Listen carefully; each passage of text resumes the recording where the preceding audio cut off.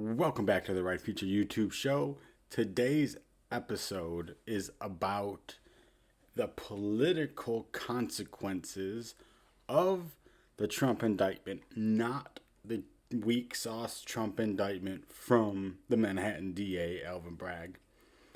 So he's indicted in New York, 34 counts, 34 felonies.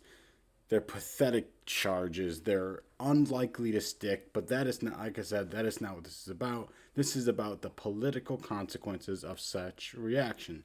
Now, if you're a Trump supporter, or if you're one of those online folks who lives your political environment, your political world on Twitter, then you believe this indictment has won Trump the presidency in 2024. I'm going to talk about that. Has it won him the presidency in 2024? The answer is, of course it has not. What it has done is almost guarantee that unless he is convicted, unless he decides to drop out, unless something else occurs in which he is no longer a candidate for the Republican nomination for President of the United States, he is going to be the Republican nominee. It is a done deal. It is over. That also means that the 2024 presidential election is a done deal. It is over. Joe Biden is going to be reelected president of the United States. Donald Trump can't beat him.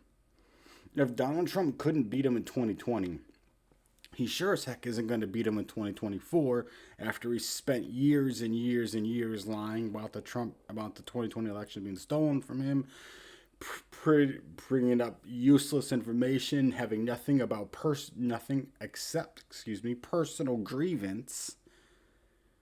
He's not talking about what happened to the country. He's talking about what happened to him. If he would have just accepted the 2024 election results, 2020 election results, and immediately announced the 2024 election campaign, he'd be a massive favorite right now without the indictment.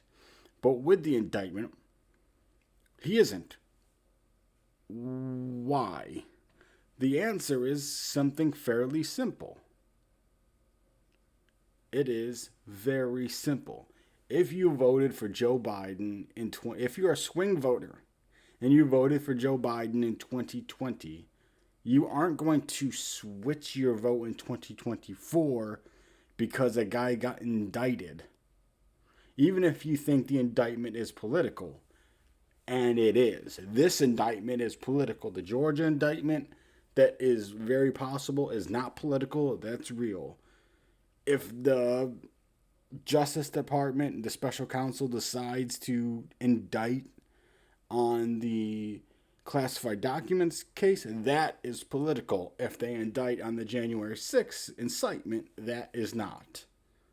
So we have to be able to walk and chew gum at the same time. We have to be able to differentiate cases from another. We have to be able to differentiate what is political and what is about criminal activity and actual crimes being committed that show and being charged, that show that nobody is above the law besides Hillary Clinton, which we know the Clintons are above the law, and that is a sad state, but that is something we unfortunately know at this point in time. So again, if you are a independent voter, a swing voter, somebody who used to vote solid Republican before 2016, maybe you held your nose in 2016 and voted for Donald Trump because of the Supreme Court seat that was open, maybe Antonin Scalia's seat. But after 2016, you stopped voting Republican. 2018, 2020, 2022. Why would you switch your vote because of this? Doesn't make any sense. But these MAGA people are convinced that that is what's going to happen. But again, we have no evidence that this is going to galvanize independent voters. And we have no evidence that this is going to galvanize the base. We have a tangible example of an election being held where you had a liberal versus a conservative, where you had major stakes, and it happened after the indictment. And what we saw was and this was the Wisconsin Supreme Court seat, state Supreme Court seat, vital. It was a vital seat. This was a swing seat to switch it from 4-3 conservative to 4-3 liberal, where they were going to overturn the 1800 abortion ban, which the ban was passed in the 1800s. It shouldn't still be law. They're going to overturn the congressional maps, and they're going to overturn the state legislative maps. Big consequences in this election. Well, if the indictment was going to galvanize conservatives, galvanize Republicans, galvanize the Republican base, then that election would have helped. Instead, the Republican, because they're technically unaffiliated, would have had a better turnout. Instead, they just got swamped in turnout. Absolutely swamped. But and let's talk about 2022. 2022 should have been a major red wave. Now, the Dobbs decision that overturned Roe was a huge hindrance on that wave.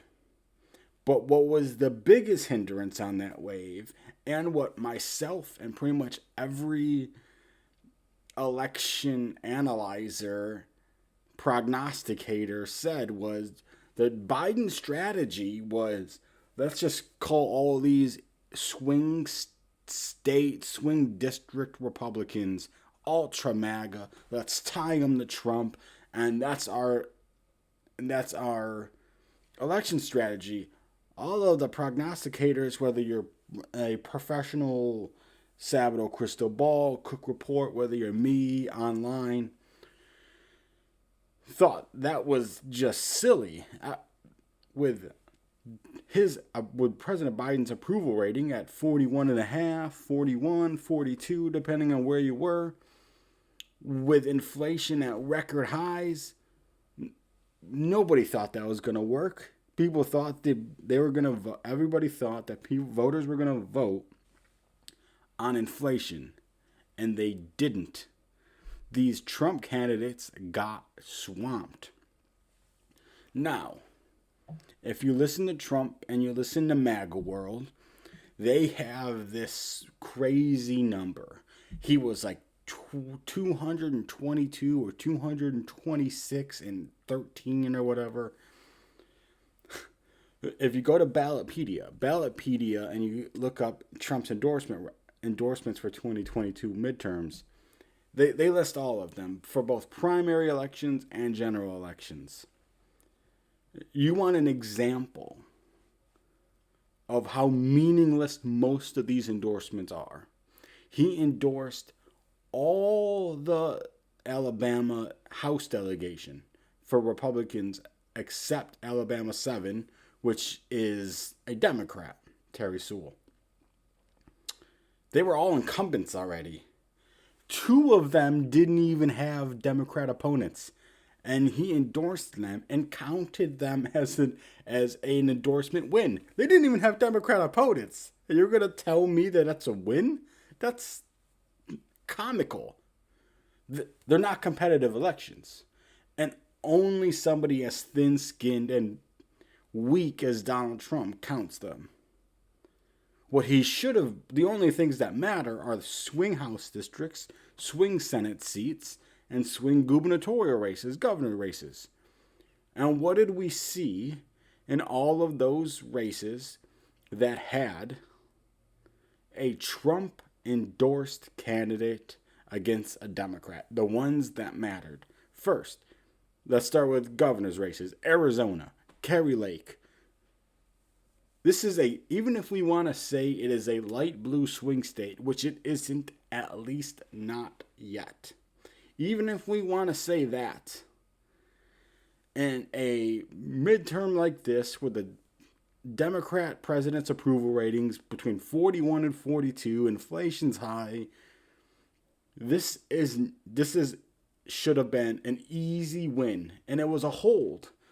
The incumbent Republican Doug Ducey, who Trump and his people have been attacking as a rhino simply because he wouldn't lie and say that the 2020 election was stolen in 2020, he won re-election in 2018 against a progressive by double digits. And if you remember, 2018 was a blue wave year.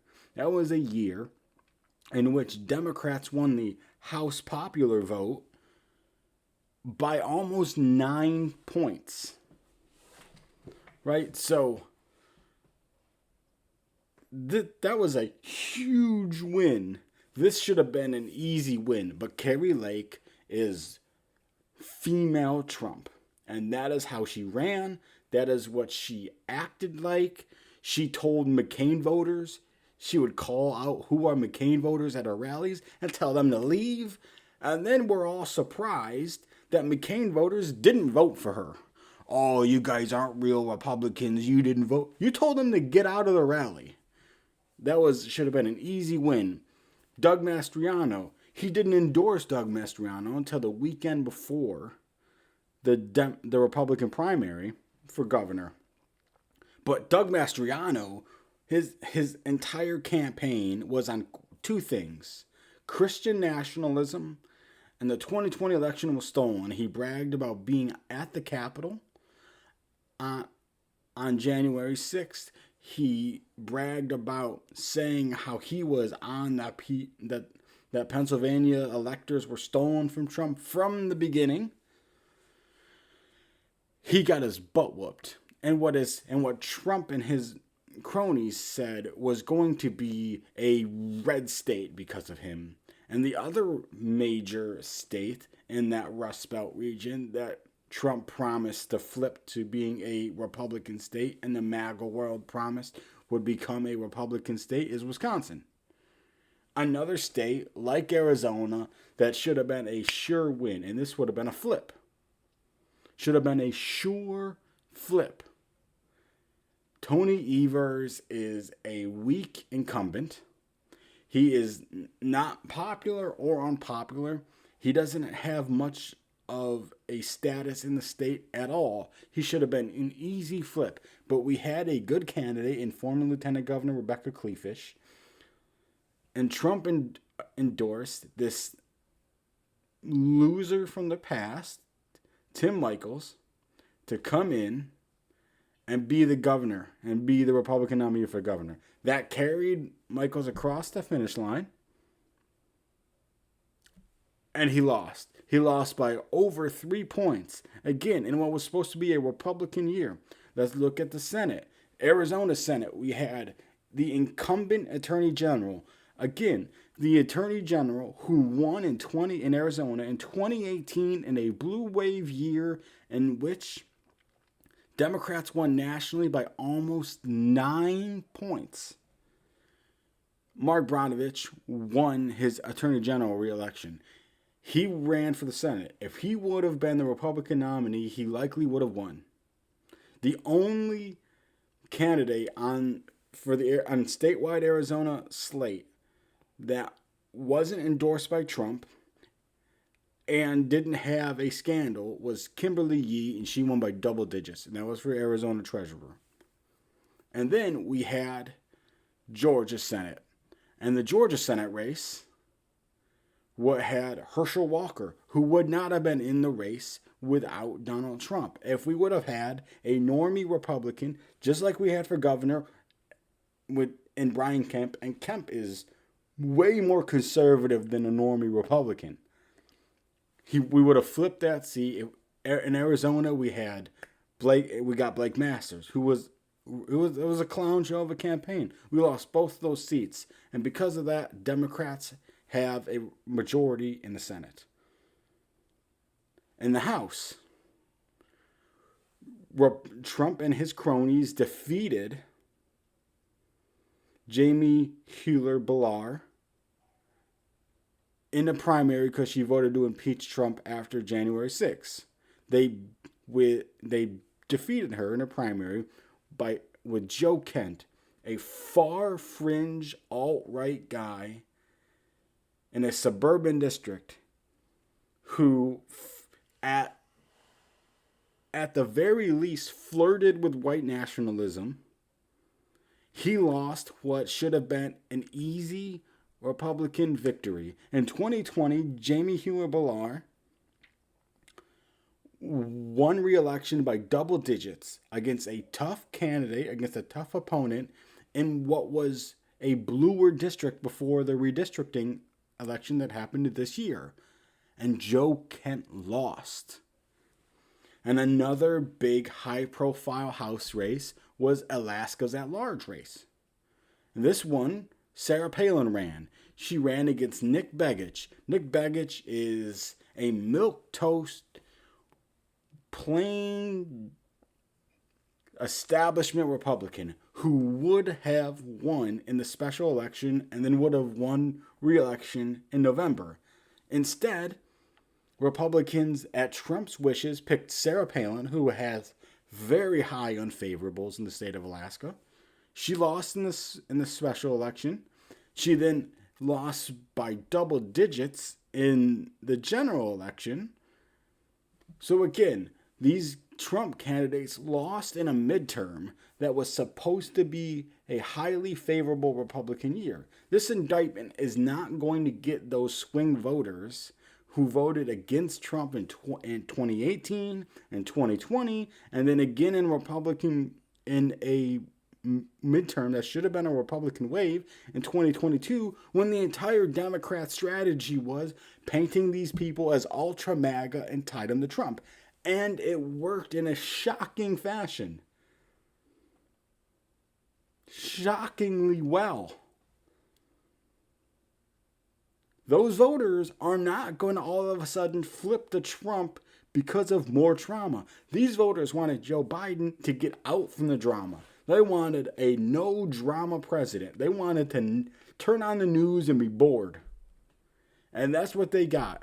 And they're not happy with the Biden presidency, but they're happy with the tone around the country. They're happy with not having to wonder what a lunatic is going to tweet or say at a microphone. And that is not going to be different in 2024 after Trump spent 4 years, like I said, doing personal grievance, talking about a lie that the election was stolen from him. That is not going to work for swing voters, for independent voters, for the suburban Republicans who Donald Trump has pushed away from the party in droves. And by the way, not replaced. So the